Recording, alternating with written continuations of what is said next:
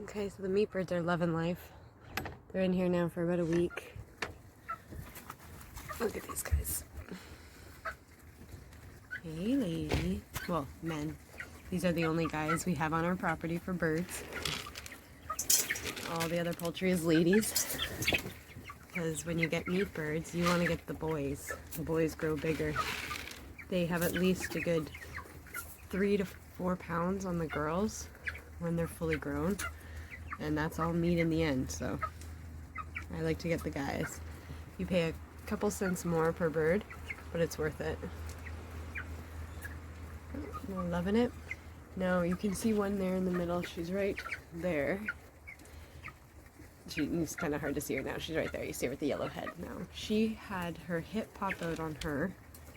I think she may have had a case of hip dysplasia about 2 weeks ago. And I had to take her and I popped her hip back in.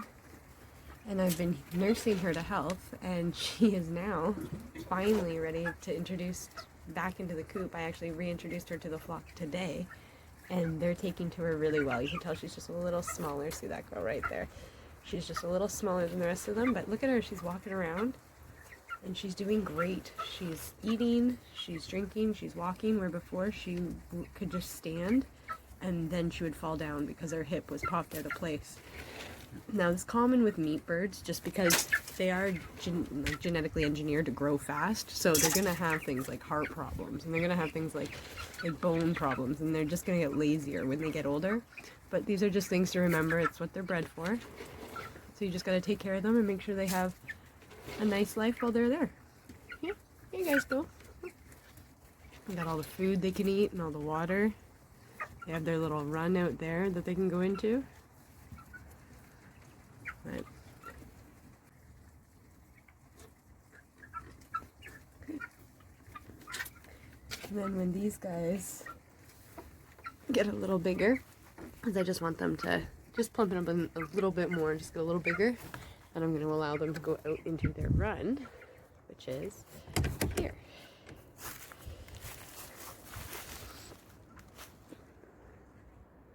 You see?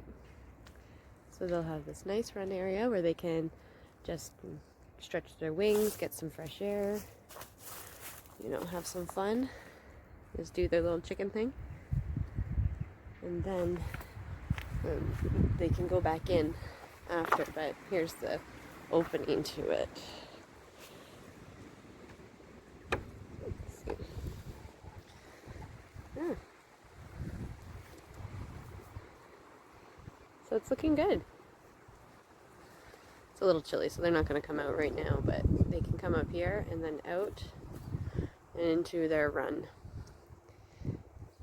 And this is where the turkeys will be in 4 weeks. I'll introduce them in here with the birds because they'll be big enough at that point. Yeah, look at them living life, loving it. Happy birds.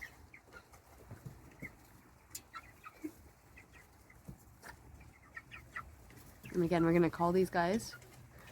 We're going to cull them starting at 13 weeks. Right now, they are 4. Actually, as of today, they're 4 weeks old.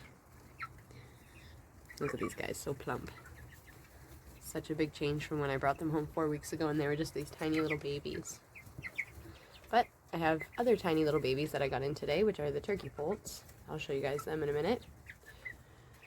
But yeah, lots of fun times on Homestead. These birds definitely keep it interesting. Okay, so we have the baby turkeys now. We picked them up this morning. We got, ooh, look at them jump. They're so adventurous, so exciting. I find the baby turkeys are much more responsive than the baby chickens and baby meat birds. Now, this is my first time raising turkeys. But yeah, so we got Orlop Bronze. That's the breed of turkey that we got. And run around, they're so excited. And these guys, if they're male, we don't get them sexed at the hatchery because they don't offer that service on turkeys. But these guys here, if they're male, can get up to 38 pounds. And if they're female, they will get to about 22 pounds. So there they are, our baby turkeys. Now in 4 weeks, they're going to leave this brooder box and they're going to go to the turkey coop that we built for them. The meat birds are in that coop right now. The meat birds are 4 weeks, so they'll be in there for a little bit longer before these guys get in. So adorable. Took a little while to teach them how to eat, but they've learned now, so they're eating their food, which is turkey starter, not chick starter, turkey starter, which has a little bit more protein in it than the regular chick starter, so that's why you just want to use that. They got their water, they're eating, they got heat, they had a little nap, and now they're just kind of up and about and being active. Okay. Yeah, raising turkeys is just a little different from raising chickens, as I've been reading. I'm not sure yet because this is my first round, but as I've been reading, and the research that I've been doing has just been saying that, you know, you need to have them at 100 degrees instead of the 95 like the chicks, and you need to give them their own chick starter, or sorry, their own turkey starter, as it has the more protein in it. But you know what? It's little steps I'm willing to take. This guy's running. New adventure in turkey farming. New animal to raise. It's going to be interesting. I'll keep you guys posted and give you updates on how they do and their size growth. But for now, I just got them. They're probably a couple days old at this point, or I'm going to say at least a week, or under a week. But yeah, so hey guys, hey guys. They want to say hello. They like their little box.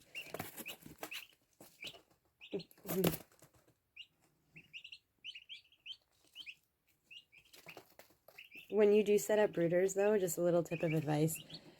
Give your baby chicks, no matter what they are, the box they come in as a cave.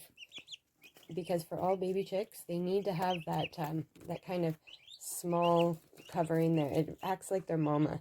So I put a heat pad under there, and then I make the cave, and they all bunch in there, and they think it's mama. So they go to sleep, and they're comfortable, and they're cozy, and then when they're ready to venture out, they do. And they go back when they want. So that's just a tip for when you're setting up your brooders for your babies, no matter what kind of baby bird it is. Under the paper towel, I have wood chips. Don't use cedar, never use cedar. I have pine chips here.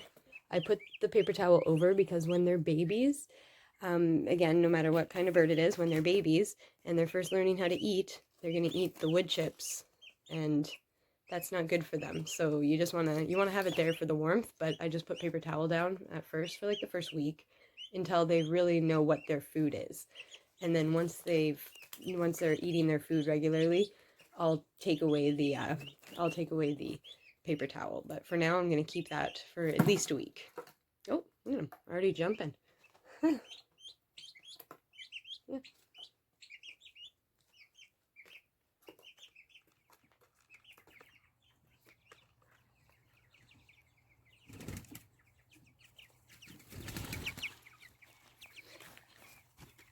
Now this is something that's important. You see what this bird's doing? It's eating the gravel right there, which is important for chickens and most birds' digestion. They'll eat the small pebbles, and it'll actually grind up the pellets that they've been eating, or the corn and any food that they've been eating. And that's how chickens and birds and most poultry digest their food, is by coming out in the evening and the morning and grabbing some grit and gravel from the sides of the roads. And it helps them with their digestion. Grind up all that food that they're eating. As you can see, they got some pretty fat gullets. And chickens don't chew. They just kind of swallow everything. So they need that. They need those pebbles to grind up all their food.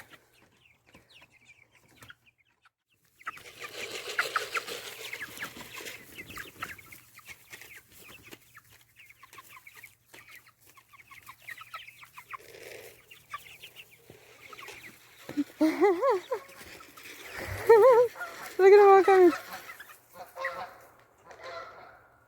Look at them all on high alert. They don't know what that is. They've never, ever heard a goose before.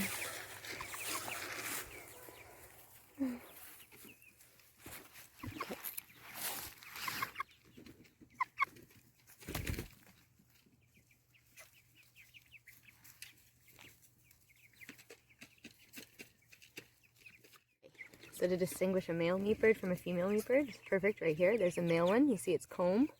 Very prominent. It's got nice jowls underneath. That one's eating dirt. Yeah, they're all eating dirt. They're eating everything. They're seeing what's what. This here is a female. You can tell because her comb is very small and she doesn't really have jowls. She's a little bit more feminine and they don't get as big. But this guy right here, that's the one that's going to get big. And that's how you can tell the difference between a male meat bird and a female meat bird, and that's pretty much the only way. It's just by telling the combs and the size. But even now, they're not much different. It's once they get to the end of their life, about 13 weeks, you start to tell the size difference. But, love and life. Go guys, go, go, go! Holy crap, look at them all, they're going. Look at them all ready to...